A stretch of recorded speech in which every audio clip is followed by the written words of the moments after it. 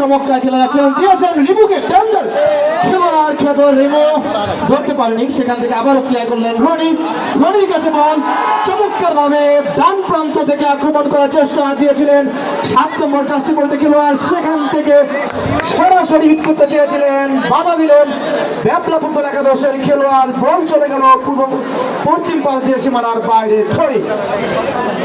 দর্শক মণ্ডলী, আপনারা দেখতে পাচ্ছেন এই গাভারিদা ফুটবল টুর্নামেন্টের আজকের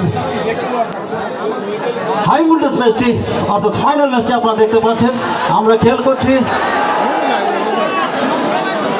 বাংলাদেশের প্রথম সারির কিছু দৈনিক পত্রিকার সাংবাদিক কিন্তু আমরা দেখতে পাচ্ছি, বিভিন্ন print media, electronic media, YouTuber এবং ফেসবুকার সহ যারা আজকের এই খেলাটি সরাসরি ভিডিও করছেন। পাবই ছাত্রক্ষ পরিষদের পক্ষ থেকে, প্যাভিলিয়ন বক্স থেকে আমি রবিউল ইসলাম এবং সাজু ভাই আপনাদেরকে সাদর সম্ভাষণ এবং শুভেচ্ছা জানাচ্ছি। ঐতিহ্যবাহী সোনার বাংলা উচ্চ বিদ্যালয়ের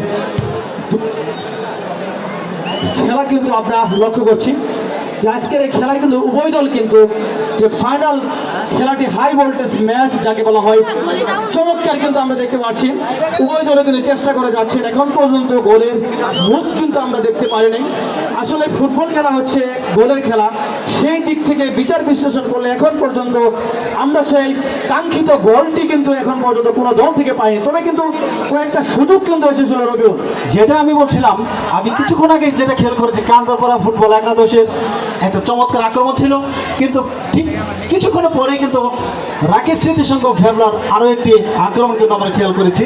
সরাসরি গোল